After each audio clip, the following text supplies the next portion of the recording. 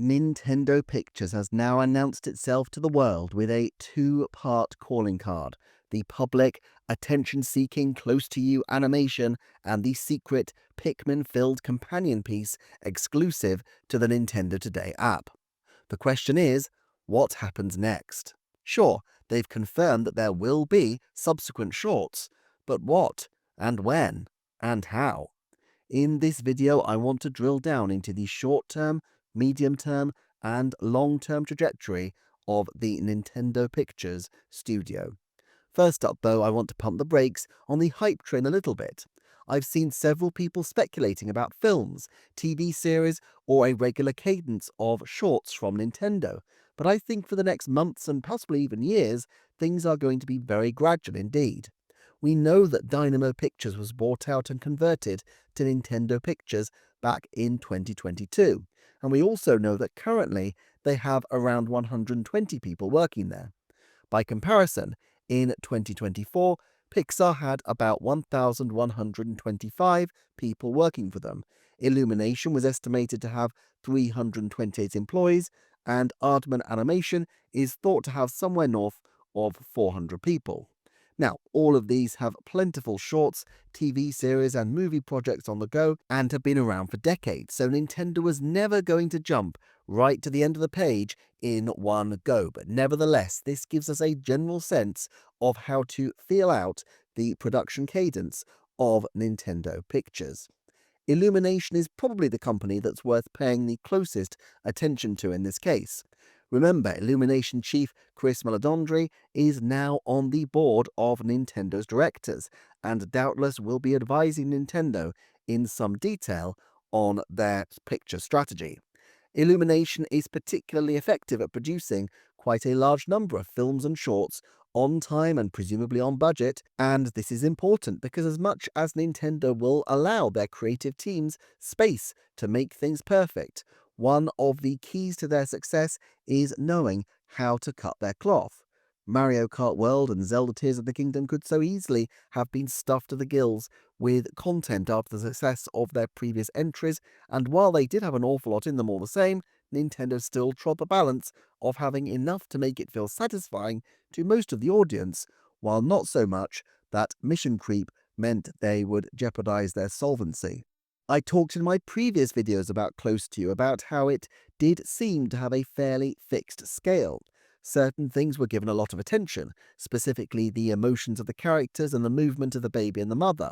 The room itself was also incredibly detailed, and in particular some of the textures on, for example, the chair. But it was one room. The establishing shot was the same room with an overlay of the outside, and while the addition of Pikmin obviously ratchets up the level of ambition considerably given there are so many of them, these are, I imagine, less complex to work with than other characters might be because they're not hugely expressive or varied. It's also set in the real world, which means objects created for Close to You could easily be cannibalized into other projects, and arguably we already saw that with the toy blocks from the Nintendo Direct introduction making an appearance. I think this gives us an idea of not just the ambition of Nintendo Pictures, but also the kind of limitations we might expect to see. Take Nintendo's major franchises. There are some characters where one piece of character modeling will, with minor adaptation, serve many purposes.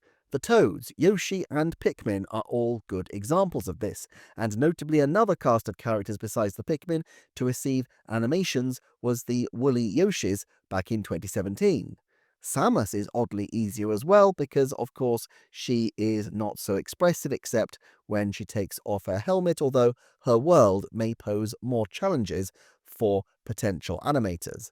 The Inklings in Splatoon are a little trickier, but do have a general stylized look, which might be slightly easier to put into film. On the other hand, the characters in Zelda, Donkey Kong, and Star Fox are generally more complicated to render. Getting Link right would be tough in itself, but it also wouldn't really help with any other character beside Link, although of course, if they can leverage past design work, that might be a way around. Mario is tricky for quite different reasons. They already have the game Mario and also the version for the Illumination films. I don't really see much upside in rocking that partnership by trying to usurp the film franchise when it's doing so well. Nintendo likes to stick with tried and tested partnerships, and as far as we can tell, they have built a very functional and promising working relationship with Illumination. That said, there may be a benefit in a smaller side project or two. I've mentioned before the idea of shorts accompanying their major pictures, and here I think it makes sense for them to consider complementary franchises to the major pictures that they have coming up. Pikmin could accompany Mario very nicely indeed. Perhaps a live-action Zelda wouldn't suit a secondary feature quite so well, but it's possible to imagine that Metroid, or perhaps even a very stylized Fire Emblem short, could have some traction. But what would they be able to achieve? While presumably very difficult to pull off without huge expense, if they could find a way, a Fire Emblem battle scene might be useful as a way to show how to model a major conflict, especially on a large scale, and the experience of doing this might have crossover potential for other animations. I imagine that there are ways to shortcut this rather than individually animating lots and lots of people fighting. Think how a lot of the Breath of the Wild visual assets were minorly tweaked and brought over for Ring Fit Adventure. And because Fire Emblem is in a fairly realistic environment, this would also have potential crossover benefits in terms of advertising the franchise to the Zelda audience. I could potentially see something like this being utilized if there is a way to create an effective looking animation on time and crucially on budget. Therefore, I would expect projects in the short to medium term to focus on shorter affairs that allow the team to build tools that are, as the Zelda team would say, multiplicative in nature. That is to say, they can be used in many different situations. I would also imagine that they will choose the franchises they use very carefully, and likely with a bias towards those which can be animated with relatively little complexity. In terms of releases, though, I think they'll be quite cautious. Here's the thing, releasing a one-off drop on Nintendo Today is fine. It caught people off guard and it kept people engaged in the app. But ultimately, the attention is going to be low and there's a law of diminishing returns at play here as well. I don't think they're going to want to burn off major projects for fun, and so I would expect them to be very sparing about how and when big projects are dropped. In actual fact, I wouldn't be surprised if this project has been completed a while and was ultimately cannibalized into Nintendo Today. You could imagine a message going out from the top of Nintendo asking whether different departments had anything that might be interesting or engaging to offer as part of a Nintendo Today feature. The potential to remove the Pikmin and then reinstate them from what was otherwise presumably just a test piece, well, that might have been something quite interesting to the people looking for new Nintendo Today content, especially if they had no particular use for the short after it was done as a test. It certainly doesn't seem like they used it to coincide with anything immediately coming up in terms of Pikmin on the game front. But what are the reasons that they might drop an animation besides just for the sake of having an animation? Well, a short accompanying a motion picture would evidently be a good place to showcase Nintendo pictures. I could also see them doing video content to help promote games, and I still think their major focus will remain video within games themselves for the time being.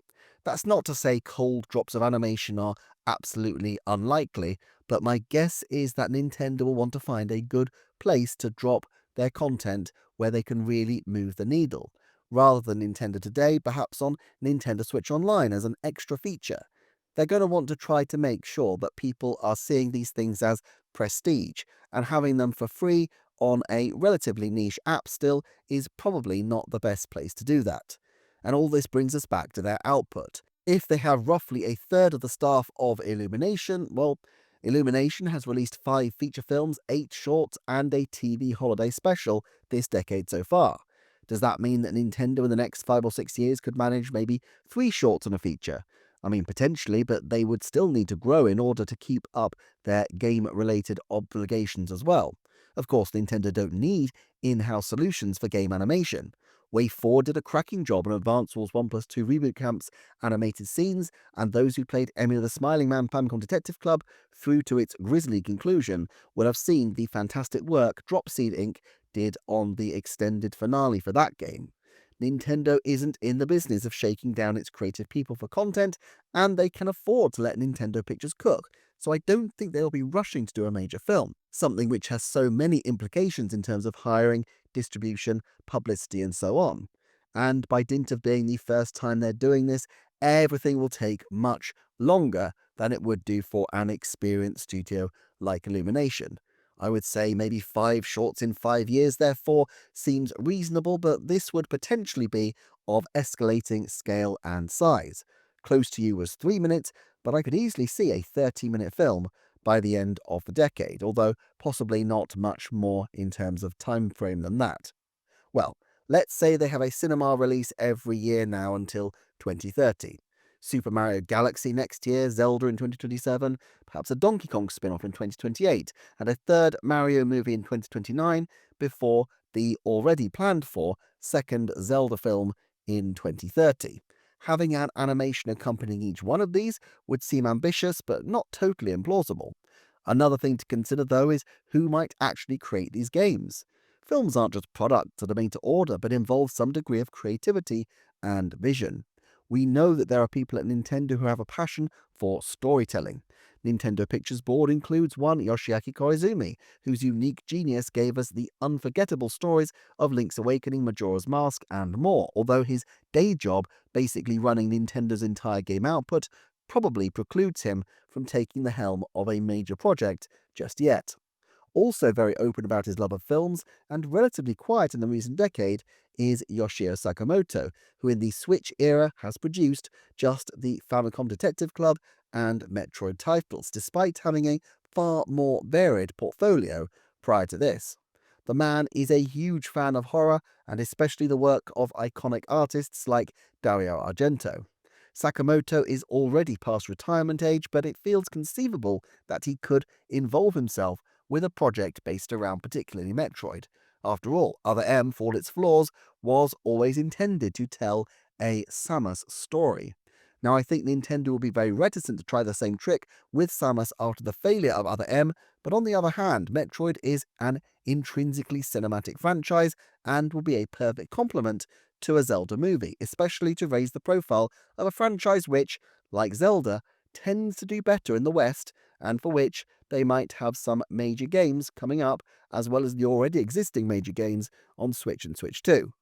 Another person who is no stranger to spinning an epic story, of course, is Kid Icarus creator and Ocarina of Time scenario writer Toru Osawa. Despite being in his early 60s, Osawa has been credited as recently as Emio, so he is still at Nintendo, but his credits have been very slight this decade. Apart from this, he only had a credit as the third of 3 coordinators on Detective Pikachu Returns. I've long tipped an Ocarina of Time return, and if there were cinematic elements, Osawa would be an obvious person to oversee these aspects. On the other hand, if the film is essentially going to be a telling of the version of Ocarina, it opens up the question of whether making a major animation of the same key elements would really be that worthwhile. Of course, Osawa could do something else entirely, such as a Kid Icarus animation.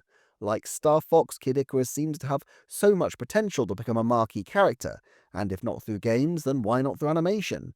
But Shuntaro Furukawa has been clear that these extracurricular ventures are to serve the hardware-software business, and so until or unless they have strong games in these series for people to buy once they've watched the films, I can't really see Nintendo signing off on such obscure franchises returning, at least in the short to medium term. On the other hand, if they reached the point where they were able to profit from making the series without reference to the games, it's possible that they could see Star Fox has more potential as an animated series than it does as a beleaguered rail shooter game franchise. I don't think this is likely outside the very long term, though. Another possibility, less discussed, is the idea of some kind of collaboration. Nintendo already has worked extensively with Illumination, while the Pokemon Company and Aardman Animations are collaborating on a new Pokemon show. This doesn't seem to happen all that often, but Nintendo may like to seed their best and brightest with experts in the field. For example, if they collaborated with Illumination on a Donkey Kong movie, it could give them a much better idea of the ins and outs of animating for cinema. Finally, we should discuss Nintendo doing what Nintendo does best and taking a very weird, sideways look at film production. Arguably, they already did this. Having two versions of the same short showing different perspectives, I guess, has a great Japanese tradition going back to Rashomon, but is still kind of a weird way to approach things. If these films are going to be rooted in Nintendo's suite of apps, there is great potential, I think. For example, if there's an Animal Crossing animation, is it possible that it could incorporate custom elements for the player? Having your specific villagers might be tricky given the need to animate all the different options, but perhaps a map of your own town or your unique name could be on display. Or what if they went full on Black Mirror Bandersnatch and made you choose your own adventure, though probably that would be a lot tougher as you'd actually need far more material than a traditional piece of content of similar length because of the need to cover all of the different scenarios at play. All this said, I wouldn't be surprised to see Nintendo experimenting with the different forms in the way that only they can, of course. So, this is the point of the video where I pivot to try and judge the likelihoods. As I always say, these numbers are my estimates of probability, not mathematically divine. But I do, every year or so, take a survey of how accurate I was so that I can try to calibrate for future. Firstly then, when is the next Nintendo Pictures reveal going to come? I don't know it will be enormously soon, but I do think having made the reveal in this way this time, it would be curious and might even attract negative comment from their board if Nintendo went too many years without something new to show for themselves, especially since they've specified that they will be doing multiple shorts. I think it 90% likely that we will see another Nintendo Pictures short by March 2028, which is the end of the financial year, 2 full financial years away. As to something sooner, well, I think another release this financial year seems like it could be tricky. Not impossible, but I'd say maybe 30%, given that it is already closer to the end than the beginning, and they will have other fish to fry, including a new movie and a number of new games in the early part of next year. One option, though, could be to do a Yoshi short to build towards the movie, and if one does take place, then I think this is probably how I'd expect to see it. If not, my central estimate would be that we will see a new short from Nintendo Pictures sometime in the middle months of next year, and possibly even at the cinema when the Mario Galaxy movie releases. I'm not entirely sure what distribution issues there might be in terms of putting a Nintendo Pictures film ahead of, say, a Mario film, but Chris Meledandri's presence on the board is to smooth over exactly these kinds of issues, and in particular, Universal's relationship with Nintendo is already quite deep, owing to their collaboration on the theme park. I don't know that Galaxy Film will have a Nintendo short in front of it.